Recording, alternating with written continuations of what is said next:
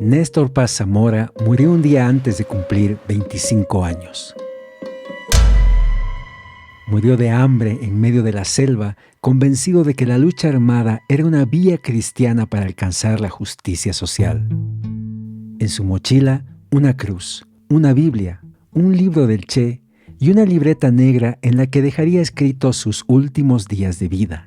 Las 87 jornadas en las que empuñó un arma para sumarse a la trágica aventura guerrillera de Teoponte en 1970. Junto a él, 66 jóvenes, 52 bolivianos y 14 extranjeros, entre ellos 8 jóvenes chilenos que se adhirieron a la nueva Cámara del Ejército de Liberación Nacional, ELN, que 3 años antes había sido liderado por Ernesto Che Guevara en Ñancahuazú. El diario de campaña de Néstor es un testamento de amor a Dios, al prójimo, a su familia y especialmente a su joven esposa Cecilia, quien 2 años después de la muerte de Néstor sería asesinada por las balas paramilitares del régimen militar de Hugo Banzer Suárez mientras defendía a sus camaradas del ELN en la ciudad de Cochabamba. Quizás presintiendo su final, Cecilia había entregado meses antes el diario de campaña de Néstor al cuidado de sus suegros. Paradojas del destino, Néstor moriría un 8 de octubre, al igual que el Che 3 años antes. El pensamiento de Guevara había sido un pilar fundamental para el joven boliviano, quien abrazó la utopía del hombre nuevo para volver a las montañas en busca de hacer realidad el frustrado sueño del Che de transformar la realidad política y social del continente desde Bolivia. Pero al igual que la aventura guevarista, la guerrilla de Teoponte terminaría en un rotundo fracaso, militar y político. En menos de 100 días, 58 jóvenes del grupo perderían la vida en la selva paceña, víctimas del hambre, la mala organización, las balas del ejército boliviano y el castigo sumarial de la propia guerrilla. Mi querido Señor, te voy a escribir después de mucho tiempo. Hoy me siento en verdad necesitado de ti y de tu presencia.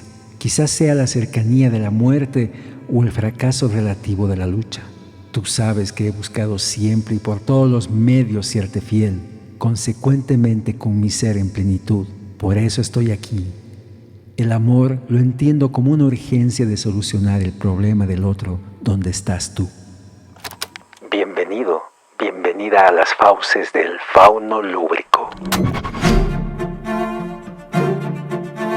Latinoamérica era un polvorín en los años 60, impulsado por la Revolución Cubana y la agudización de las tensiones sociales derivadas de la grave crisis socioeconómica y política que afectaba a gran parte del continente. Samuel Silva Gotay resume a cabalidad el contexto de aquellos años en su libro El pensamiento cristiano revolucionario en América Latina, destacando los siguientes puntos que asfixiaban a las clases populares: el estancamiento económico, la marginalidad de la población rural por la estructura de propiedad de la tierra, la marginalidad de la población trabajadora de las ciudades, la desnacionalización de la industria, la economía y la cultura, la desnacionalización de los ejércitos y su adoctrinamiento ante la amenaza comunista.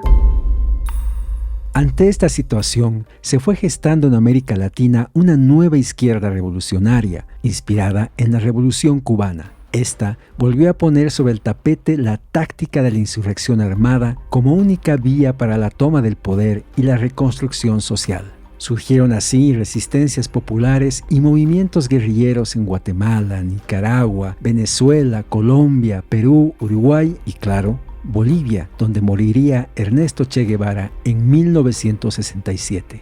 Estos hechos permearon intensamente el pensamiento cristiano, sociológico y teológico de la Iglesia Católica Latinoamericana. La teoría de la liberación, que entremezclaba concepciones marxistas y cristianas, iba tomando forma y se esparcía por el continente, impulsada por personajes como el sacerdote colombiano Camilo Torres, quien aseguraba: hoy, hacer la caridad es hacer la revolución para darle dignidad a todo ese pueblo que sufre y se degrada. Y así nos reconciliaremos con Él y con Cristo, que sufre y es humillado con Él. En el Vaticano, claro, estas manifestaciones con tintes rojizos no eran bien recibidas. Después de todo, la amenaza comunista desafiaba la hegemonía de la Iglesia en América Latina. No es casual entonces que el Papa Pablo VI decidiera romper con 476 años de ausencia papal por estas tierras para llegar a la región en 1968, buscando contener las voces revolucionarias dentro de la Iglesia latinoamericana y poner en línea a los feligreses. El Papa sería parte de la Segunda Conferencia General del Epistolado Latinoamericano, conocido como la Conferencia de Medellín, donde brindó contundentes discursos exhortando a los fieles a no poner vuestra confianza en la violencia ni en la revolución. Tal actitud es contraria al espíritu cristiano. Pero en un claro desafío al Papa, más de 900 sacerdotes de todo el continente remitieron a la Conferencia de Medellín el documento Latinoamérica, un continente de violencia, en la que calificaban la inquietud revolucionaria latinoamericana como anhelo de emancipación total, de liberación de toda servidumbre. El documento apuntaba sus dardos a la existencia de una violencia institucionalizada desde el Estado en contra de los más vulnerables. Se pedía a la Iglesia respete las conciencias de las personas que genuinamente buscaban formas de lograr un auténtico proceso de liberación. Demos a estos cristianos un margen más amplio de libertad para elegir los medios que consideren más adecuados para obtener la liberación y construir tal sociedad.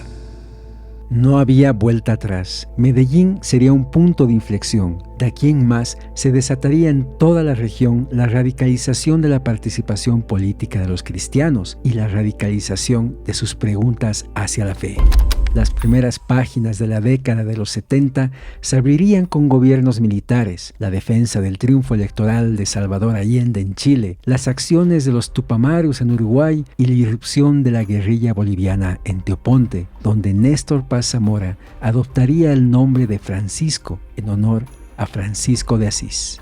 Nadie hubiera imaginado entonces que el veinteañero Paz Zamora se convertiría en el epítome del cristianismo revolucionario de aquellos años. Creemos en un hombre nuevo liberado por la sangre y la resurrección de Jesús. Creemos en una tierra nueva donde el amor sea la ley fundamental. Eso solo se consigue rompiendo los viejos moldes basados en el egoísmo. No queremos parches. No se puede poner un remiendo nuevo en tela gastada, ni se echa vino nuevo en odres viejos. La conversión implica violencia interior primero y violencia sobre el explotador después. Para sus 17 años, Néstor Paz Zamora había dejado bien establecido que no sería un joven más del montón. Había tomado la decisión de seguir la vida sacerdotal, muy a tono con el contexto de su entorno más próximo, una reconocida familia católica tradicional. Su padre, un general galardonado por su participación en la Guerra del Chaco y autoridad departamental, y su madre, reconocida por sus virtudes cristianas. Néstor nació en Charagua, Santa Cruz, y estudió primaria en varios colegios del país, siguiendo los destinos militares de su padre. Concluyó el bachillerato en el Colegio Jesuita Sagrados Corazones, en Sucre, y a sus 17 años ingresó al noviciado de los Padres Redentoristas en Córdoba, Argentina.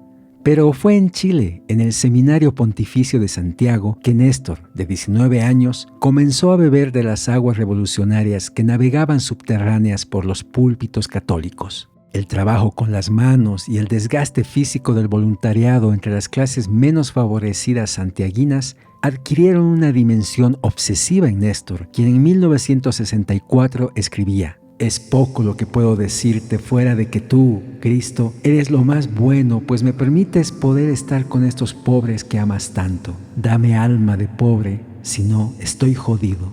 Mi vida no tendría sentido». Pero llegaría el tiempo del retorno al país, los conflictos internos y el abandono definitivo de la vida de seminarista. Paz Zamora optaría por ingresar a la carrera de medicina de la Universidad Pública Mayor de San Andrés, en La Paz, donde los ecos revolucionarios resonaban fuertes bajo la premisa de volver a las montañas para retomar la lucha del Che.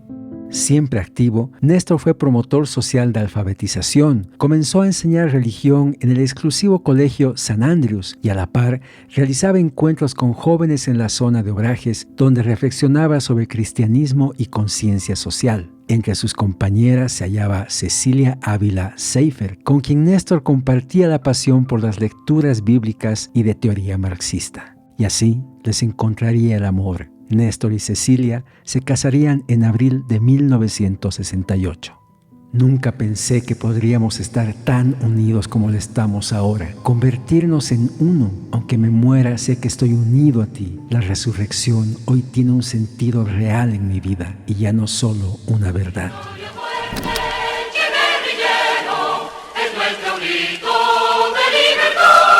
Aventura es una palabra que queda corta a la hora de intentar entender la gesta guerrillera de Teoponte. Habían pasado tan solo 3 años de la derrota del Che Guevara en Ñancahuazú, pero las lecciones de aquel fracaso parecían no haber hecho mella en el ideario del Ejército de Liberación Nacional.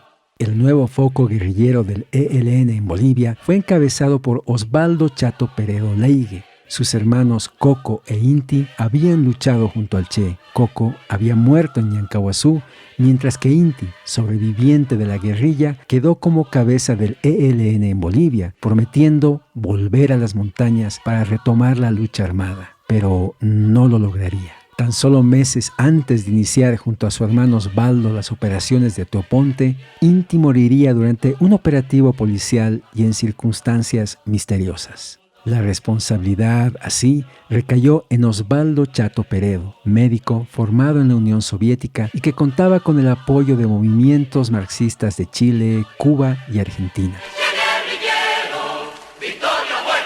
Gustavo Rodríguez Ostria, en su libro Teoponte, sin tiempo para las palabras, quizás el estudio más completo sobre la guerrilla de Teoponte, apunta entre los graves errores de la remozada cúpula del ELN la ausencia de trabajo político en la zona de operaciones y el desconocimiento de la geografía de la zona ubicada en el norte de La Paz. Pero peor aún, la inadecuada selección e inexperiencia armada de los combatientes. Un 50% de los guerrilleros se ubicaba entre los 19 y 25 años y la mayoría eran estudiantes de sectores medios. Al final, un 30% de ellos desertaría durante las acciones guerrilleras. Con todo, un dato llamativo que no se puede pasar por alto es la compleja amalgama del grupo guerrillero. Cristianos y marxistas, juntos y revueltos, compartirían por igual las penurias en la selva paceña.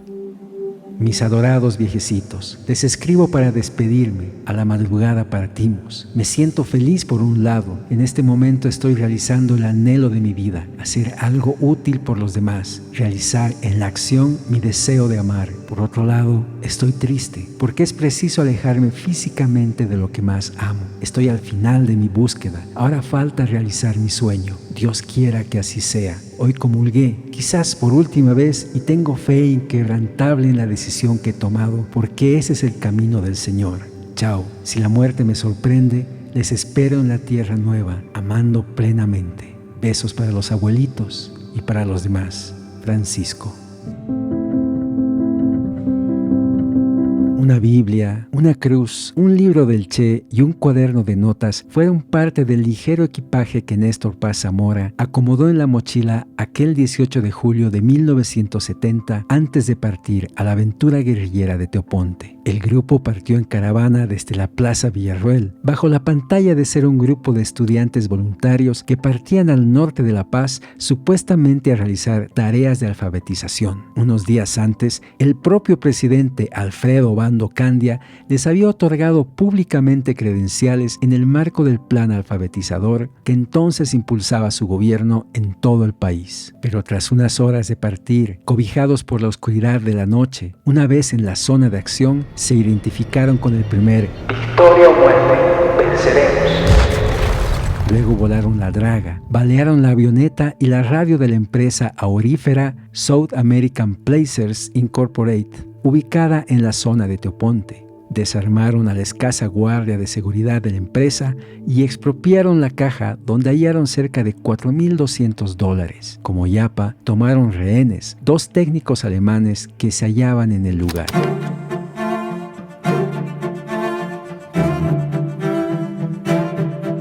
La noticia conmocionó al país, especialmente a los militares que gobernaban la nación. Los guerrilleros exigieron inmediatamente la liberación de sus compañeros presos a cambio de los valiosos rehenes. Obando, ante la presión de la embajada alemana, no tuvo más alternativa que ceder. Así, 10 miembros del ELN recuperaban su libertad y días después salían hacia Chile en busca de asilo político. Pero hasta aquí las buenas nuevas. De aquí en más, la suerte de la guerrilla cambiaría de rumbo y caería en picada, como lo describe el periodista Rafael Sagárnaga en su reportaje Teoponte, la masacre de los hijos del Che. Entre las primeras pérdidas del grupo guerrillero se registró la del valioso radiotransmisor. Quedó inutilizado y con ello los guerrilleros helenos perdieron contacto con sus redes urbanas. Pronto el hambre empezaría a debilitar al grupo, que tampoco pudo ubicar las fuentes de alimentos que había concebido en la estrategia inicial. Paralelamente, cerca de 1000 soldados empezaron a rodear la zona y cazas Mustang lanzaron sucesivos bombardeos. La prensa fue impedida de acercarse a la región a decenas de kilómetros de Teoponte. Censura total. A 10 días de iniciada la incursión, los problemas de locación aumentaron. 10 de los combatientes sintieron que se hallaban en el lugar equivocado. Confiados en un perdón anunciado por el gobierno, 8 pidieron formalmente su baja. Los otros 2 huyeron. Partieron vestidos de civil, pero tan solo para morir a pocos kilómetros de donde comenzaron su retorno a casa. La oferta del gobierno era una trampa. Una orden interna instruía a los mandos castrenses en la zona: ni un herido, ni un preso, todos muertos. La guerrilla virtualmente abortó antes de finalizar su fase de ambientación. Fue víctima de delaciones, abandonos y especialmente de una marcada falta de previsión, entrenamiento y organización. A ello se sumó una reacción militar que movilizó abundante tropa y moderno armamento provisto por Estados Unidos. Pero más aún, se trataba de un ejército curtido que había ganado experiencia luchando contra la guerrilla del Che. Los militares no informaron sobre subversivos heridos. Análisis forenses evidenciaron torturas inmisericordes, seguidas de ametrallamientos y hasta bazocazos en la masacre del Pajonal contra desertores y detenidos. ¿Cómo explica usted que mi hijo Adolfo no tenía vísceras, ni pulmones, ni corazón? Estaban absolutamente huecos y mostraban señales de bala calibre 44 en el cuello, en el cuerpo y hasta en los pies y las piernas. ¿Cómo puede ser que mi hijo Eduardo no tenga manos y que su cuerpo estaba lleno de balas?, reclamaba María Luisa Bonadona en una carta enviada al comandante del ejército, Luis Requeterán. Dentro del ELN tampoco faltaron los excesos. Sagárnaga apunta en su reportaje que el 26 de septiembre de 1970, cuando la guerrilla languidecía, el líder de la columna, Osvaldo Peredo, decidió matar a 2 combatientes por haber robado 2 latas de sardinas y un trozo de manteca. En total, la aventura guerrillera se saldaría con 58 guerrilleros y 4 soldados muertos. Pero más importante aún que las armas y las estrategias de inteligencia militar fueron el aislamiento y el hambre los que terminaron por hacer estragos irremediables dentro de la guerrilla. Pero poco o casi nada de lo que acontecía en Teoponte salía a la luz pública. Tanto es así que en La Paz el ELN preparaba el ingreso de una segunda columna de combatientes a la zona. En la Universidad Mayor de San Andrés, que había sido atacada por paramilitares el mismo día que se descubrió la incursión guerrillera de Teoponte, decenas de jóvenes buscaban ingresar a las filas del ELN para sumarse a la aventura armada. La masa de nuevos y nuevas adherentes procedían de muchos sectores, pero predominaba la clase media, pocos obreros y campesinos. Lo cierto es que había más gente de la que podía reclutar el ELN sin riesgo para su seguridad. Rodríguez Ostria recupera en su libro el recuerdo de un militante urbano del ELN que fue interceptado en el concurrido atrio de la Universidad Paceña por Roberto Sánchez, un conocido dirigente estudiantil maoísta cuya oratoria encandilaba a multitudes. No tengo cara para seguir viviendo. Contáctame con el ELN. Quiero ir al monte ahora mismo. Mientras tanto, los integrantes de la segunda columna, ignorantes de lo que ocurría realmente en el monte paceño, aguardaban su partida con impaciencia. Tenían todo listo: voluntad, armas, mochilas y vituallas. Se planeó que ingresarían hacia Larecaja por el ancestral camino del Inca. Solamente esperaban la voz de mando para reunirse en las casas de seguridad del ELN y luego partir. Pero la orden nunca llegó.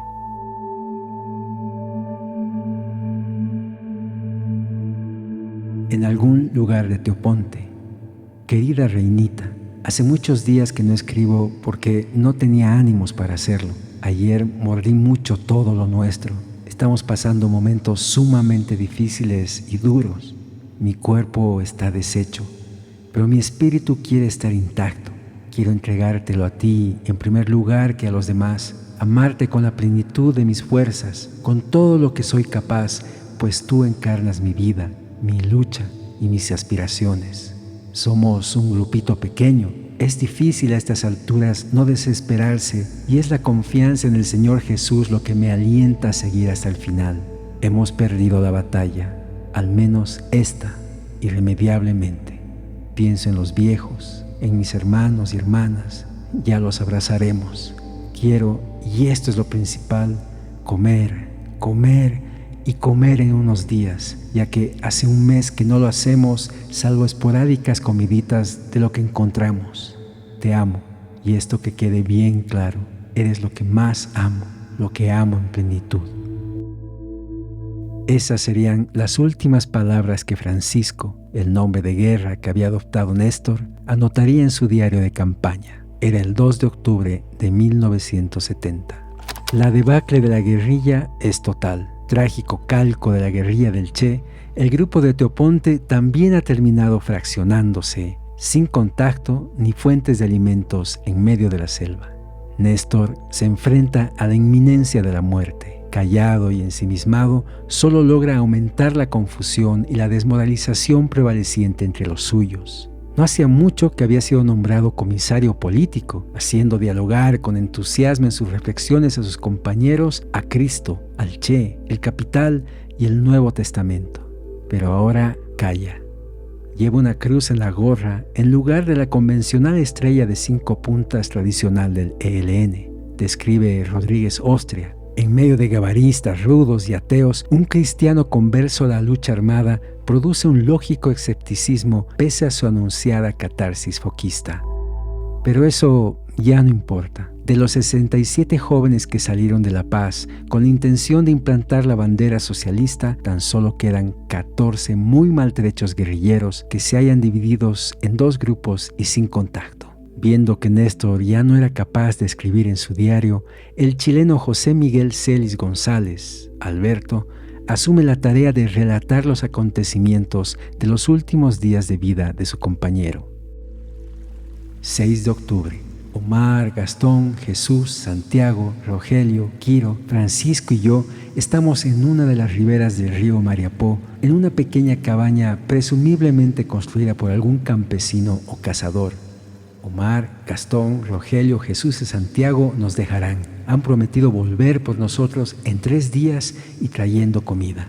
Francisco está tan débil que apenas puede realizar sus necesidades más básicas. Nos queda manteca y sal para cocinar 1/4 de cucharada al día. 7 de octubre. Me desperté a las 7 e hice comida. Francisco apenas pudo comer, lo tuve que ayudar. Ni siquiera pudo levantarse para orinar. Encontramos una lata para que la use.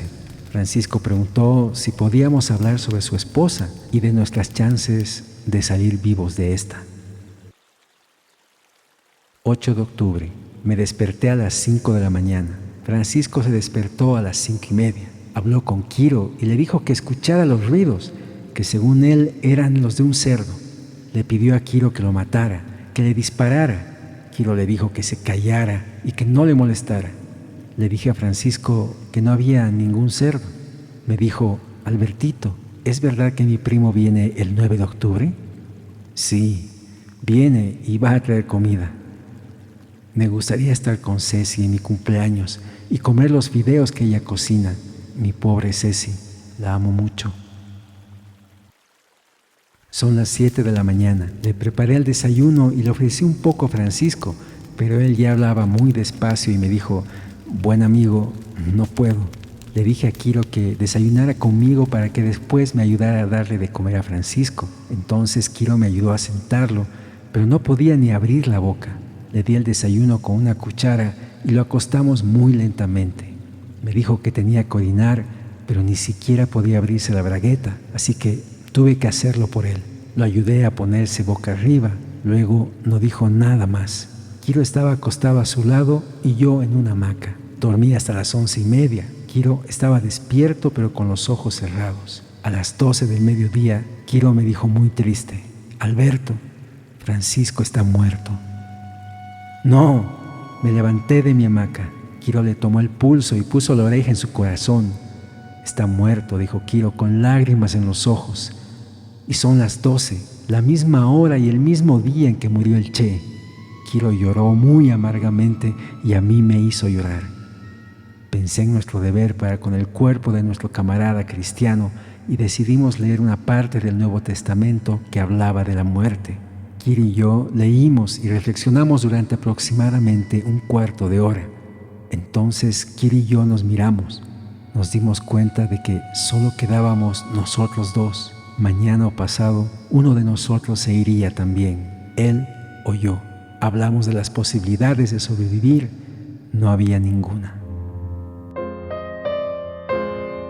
En la última página del diario de campaña de Néstor, uno de sus camaradas que sobreviviría a Teoponte escribiría tiempo después: Néstor Paz Zamora, Francisco, murió el 8 de octubre a las 12 del mediodía. Nos diste la lección más grande de amor a la humanidad. Gracias. Los restos de Néstor Paz Zamora serían rescatados 22 años después de su muerte, durante la presidencia de su hermano, Jaime Paz Zamora. La zona donde su cadáver estuvo sepultado se había convertido en un centro de peregrinación de los campesinos que visitaban la tumba del curita guerrillero.